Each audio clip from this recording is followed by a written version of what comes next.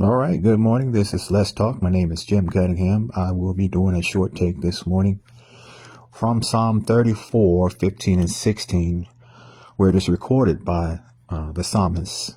The eyes of the Lord are over the righteous, and his ears are attentive to their prayers. But the face of the Lord is against them that do evil. This morning I'm going to be talking about prayer once again, and we can never get enough of that. I've learned over the years that if I talk to God, he'll talk back to me. And when he speaks to us through his word, right?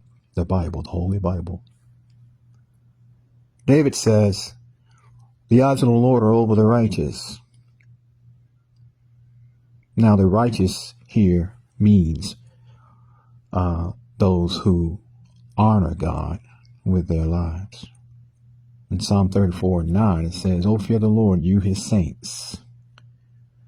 For there is no want to those who fear the Lord." The Lord promises to meet our needs. Amen. Over in Matthew 6:33 and 34, it says, "Seek ye the Lord first, and all his righteousness." He promises to meet our needs if we choose first thing first.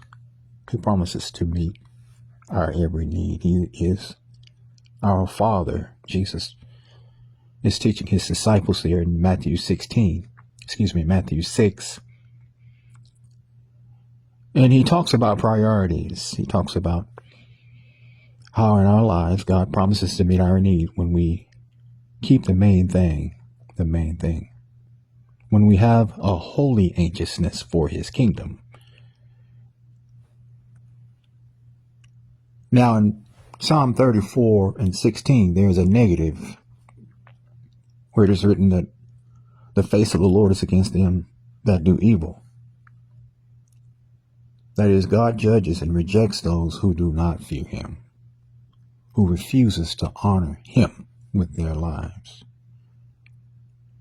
Peter also picks up in his first letter there in chapter 3, verse 12. He actually verbatim quotes David. All in one verse, Peter says the same thing, that the eyes of the Lord are over the righteous, and his ears are attentive to their prayers. But his face is against those who do evil. So this morning, we can be confident in prayer. I wanted to just jump on this morning. Today is Friday morning, the 20th day of September 2024. I wanted to jump on and do a short take and remind you and myself as well that God is listening.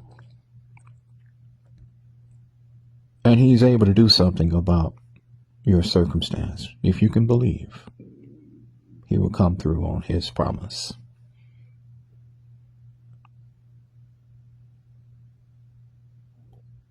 In Ephesians 3 and 20, I believe 20, 21, somewhere around those verses, Paul says these words. He says, "Now unto him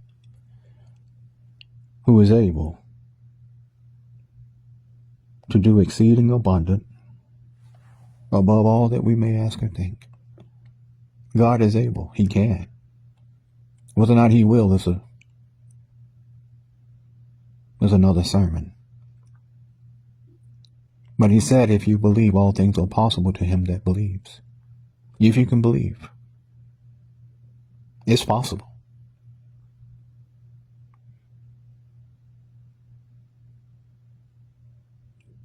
This is Let's Talk. My name is Jim Cunningham, and let's see you next time what will be our topic of discussion. Until then, have a good day.